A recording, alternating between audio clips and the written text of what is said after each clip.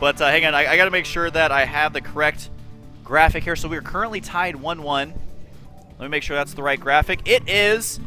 So we are going to go ahead and get this one started. Go ahead and drag this one in. Boom, boom. 1-1. I am running the entire show right now. And I have to make sure to get my chat up here for you guys. There we go. You guys quoting what I'm thinking in chat is absolutely hilarious. So anyways, spawning down in the bottom left side, it is going to be SK's MC. Thank you guys for the support. I seriously actually appreciate it. Because I have been casting for 11 hours? 10 hours? Something like that. By the time I'm done, though, it is going to be a lot more hours than that. Up in the top right side, it is going to be Star Tales Curious. I got nothing left. I'm going to drink some water. Alrighty, man. So currently tied up 1-1. We also saw... I really like how Bomber plays because he focuses on the strengths of what Terran have right now. And that doesn't mean that, you know, it's always going to be that way, that this is how the matchup actually plays out. But he focuses on that strong mid-game play. And you can see how effective it can be. Fatty Rhymes, I know. If you can attack the Protoss before that Psystorm gets out. He just completely crushed through and was able to do it very, very well. One-sidedly, I would say. And MC not able to get that storm. I think if he would have sacked that base and then stormed the bananas out of that army, he would have been in good shape. Could have easily reset up that expansion there and been back in the game. He still would have been at a pretty bad timing just because of the build that Bomber ended up going here. So I don't know. I don't know what to expect in this next game because MC like crushed him in that first game. He just had all the tech right when he needed it. He had all the Zealot legs right when he needed it, which is the same thing as tech, so just shut up, stop talking. But right now we do see both players going to be opening up here pretty standard, it looks like. Is one of them going to expand? We don't see an expansion yet out of MC, as he did decide to go for that Cybernetics core. And there goes the command center right on down for Bomber. And that does mean Bomber is going to be able to get 3 bases, because that's what Bomber loves to do. Would not be surprised to see him take a 3rd base here. Not common to take this as your 3rd base. I have seen it in some pretty wonky games, but to just remember, this base right here only has 6 mineral patches, so that means that expanding there is very dangerous because it can be spotted by the watchtower. You're like in that part of the neighborhood where like everyone's window faces your bedroom window, so like you like wake up, you're not wearing any clothes, your boxers are off, and then you realize your window's open, everyone sees it. Anyways, that's why that expansion really sucks, and it's also a low-income neighborhood. Like, you do not make that much money there. You're like working a 9 to 5 at like Starbucks. Oh, no, Starbucks pays okay, I guess. Anyways, we do have the potential for a 3rd base over here. Most likely this one, though. I would say like 110% likely going to be this one here. So, man, people in chat did not like that last series of comments. So I'm just going to stop attempting to be funny and just drone on through the rest of this series. Now, we do see... You guys are stupid. Stop talking. Anyways, to anyone watching these VODs, I sound like I'm going crazy and talking to myself, and that's okay. The expansion got to be going down for MC right now, just mining on the 1 gas. That's why he's able to get that expansion up relatively early, even though he got the Cybernetics core first. Just cutting his gas a little bit. And we do see Warp Gate. Yes, it is Warp Gate indeed, researching right there. And up in the top right, what's happening in Bomberland? Well, he does have his 3rd barracks going down.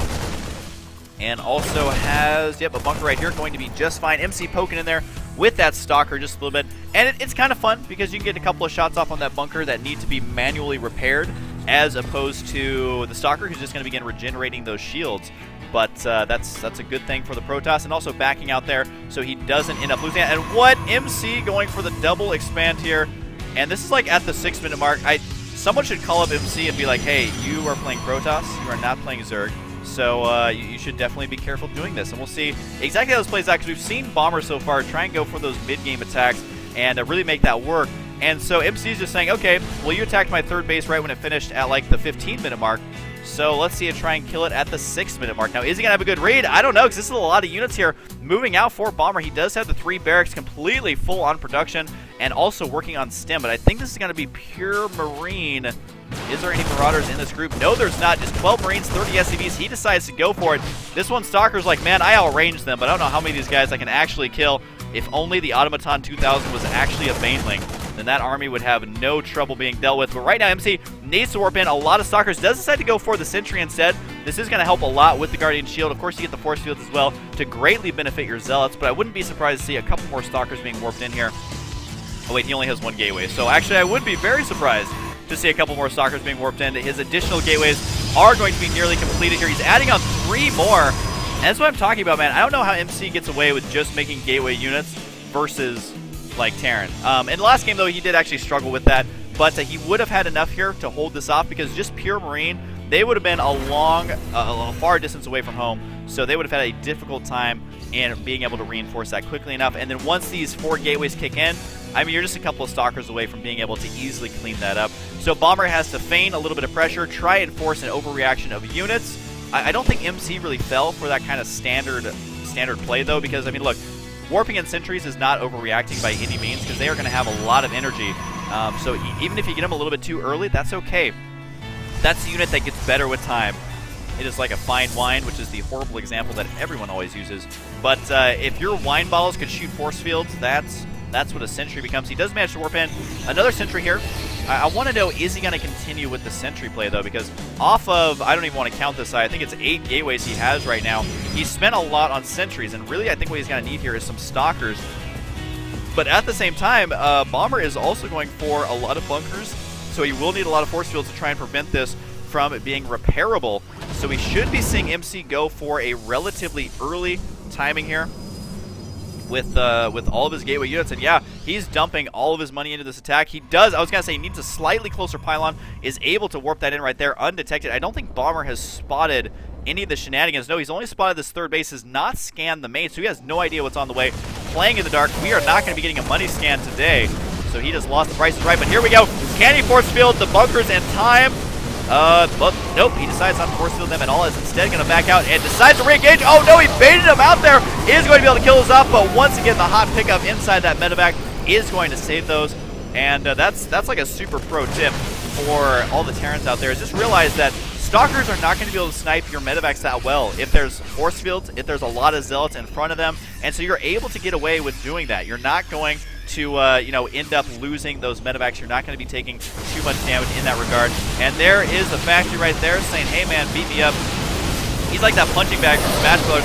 But more force fields. Zuko have very good force fields. He's trying to unload and load them in the bunkers. But right now, is this going to actually be good for MC at all? No. No, it is not. Actually, he is going to be more than double, and he's going to lose all these units as well. He has got to start killing a lot of stuff and killing it fast. And I guess I like to say, how does he get away with making pure gateway units versus Terran? Well, so far he actually doesn't. He just ends up losing the game immediately when he tries that. So, lesson learned for MC. He is going to be backing out here. These units are chasing him quite heavily, and MC does warp in more units on the high ground, and that's for Q Bomber, I think, to retreat until his own reinforcements gets here. Did he spot that pylon there? Yep, he did. He doesn't need to kill that right away because he knows what MC's tech path is, which is nothing. He has no tech at all. He's getting a Twilight Council now, and you gotta remember he does have this additional base up and running now, and he has a lot of probes there. He is producing 3 probes at a time, but even though his income may be very, very stellar, he has no tech, which means that if Bomber micros perfectly, you have to get the absolute money force fields to actually make something happen in these battles. And we'll see if we do indeed see that happen. I'm just gonna use the word see throughout this entire cast from now on, guys. But it does look like MC, I mean, he's stuck in that awkward position that I'm in every single PvT that I play where you just have gateway units. He needs to get off of this. He needs to get Zealot Legs. He needs to get Blink. He needs to get Storm. He needs to get something other than these gateway units. Look at these Zealots cannot even get into the fray here, although MC is going to be pushing this back quite heavily. We'll see if the units lost manages to work its way towards Protoss' favor. Not really. Every time he gains a little ground, he loses that much more, and really all he can do here is try and snipe the medevacs, but that is not going to happen. I do think Bomber is going to be able to take this series 2-1. And yep, he is indeed. There's MC going to be GGing out of the game. MC playing a little bit rocky in a lot of his series. This series, I would say kind of especially, just trying to end the game with weird 2-3 base timings by killing off these bunkers. But Bomber, I mean, he's not going to fall for that. That's something that you have happen on ladder a lot. He was prepared for it. Even though he was playing completely blind, he was able to basically predict, hey, if I make a bunch of bunkers, if MC attacks me, I am going to be in pretty gosh darn good shape. So he was indeed able to do that. And if I remember correctly, yes, Bomber is currently 2-1. So let me